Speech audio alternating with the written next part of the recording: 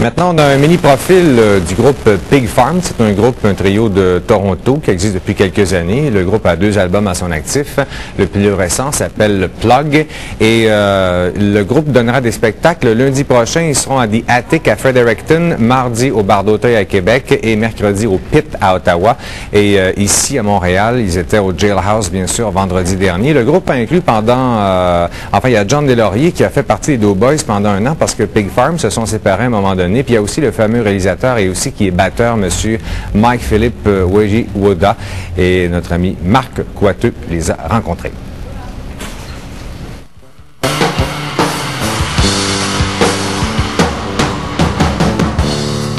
Party rock, girl, fuck thing. Watch my eyes bleed and my ears sting. Should I ask her what it's really all about? This party rock, girl, fuck thing. We were walking down the street one night. Adam and I just decided to get the band together again. We walked past a bar. Michael was standing on the outside of it, the Cameron, down in Toronto, and we told him that we were looking for a drummer. We had no intentions of asking him because he's always so busy.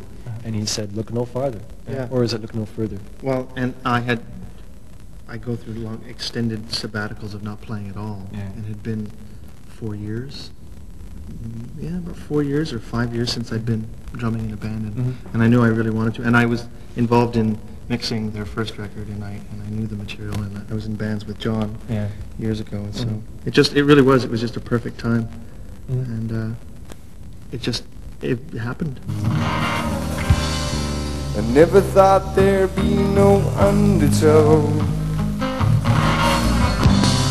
I never thought there'd be no undertow. Left the Doughboys and Adam left the Las Dakotas, and not necessarily to meet up with each other. But we were back in town and not doing anything, so we decided to start all over again.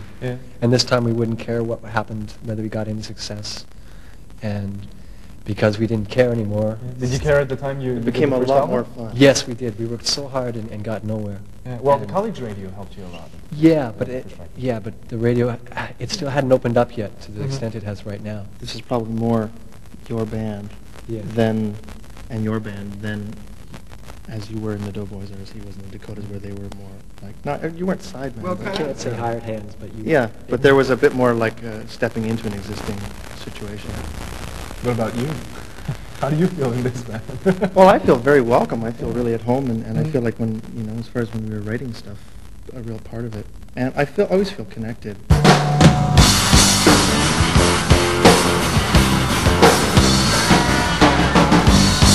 And I can't find no reason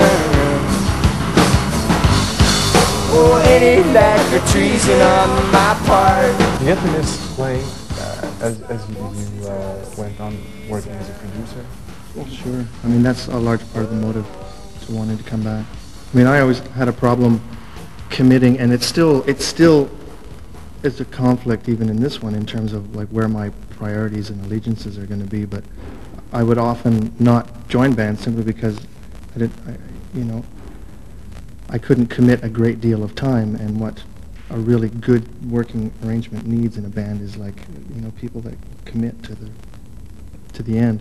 So this situation, for some reason, it works, and it's really odd because I have on other occasions tried to like play in bands, but immediately I'm asked to like go, well, where are you going to go do this project, or are you going to do the tour? And I would do the project. So after a while I just stopped even asking or pretending that I was going to play in bands, and I just stopped playing. And then 6 years later I went mad. Hard work and you'll never be well. Sure as an eyesore and punk rocks from hell. The graffiti that seeds you is too hard to sell. Hard work and you'll never be well.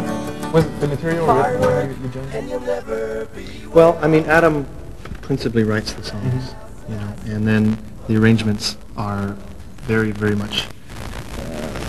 They just, we start bantering things around, and so I'd say it's a very collective arrangement and writing process as far as that goes. But no, it was. I mean, I knew there are some older material from the first record and things that people would know that that's in the repertoire now, and even more on this leg. We decided, to pull out some older gems still. But the new stuff and the stuff on the CD was, I don't know how much you had written prior, or what you had thought, or some of it was you'd sort of half worked in the Dakotas or something. But any of the stuff that we ended up doing that was written before we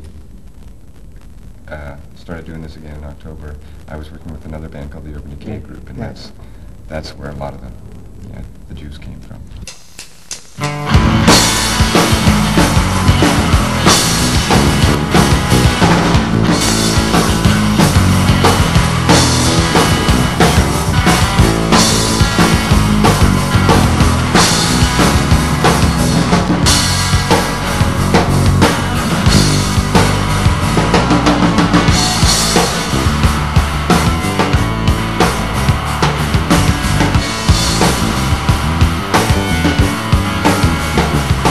Got a sour taste in my mouth and high hopes on my liquor-stained tongue.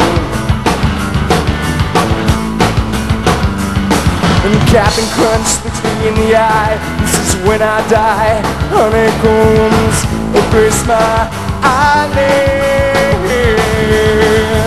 I felt the album was really relaxed in a way. Oh yeah, very. And I liked it. It's really easy to get into the mood. relaxed as in not It's not anxious. anxious. It's not difficult to listen to it. Right. It comes in easy. It's Oh, that's good.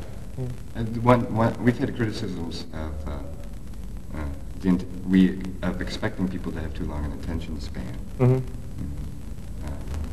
The arrangements. So it's nice to hear that somebody's thinking it's easy to listen to. Some people tend to think that it's Maybe the arrangements wander a little bit. yeah, maybe too many time changes or something. They say we expect too much of people, but I don't think so. Honeycombs of grace I live. Where do you find solace in a river sticky rain? One cigarette made up to make me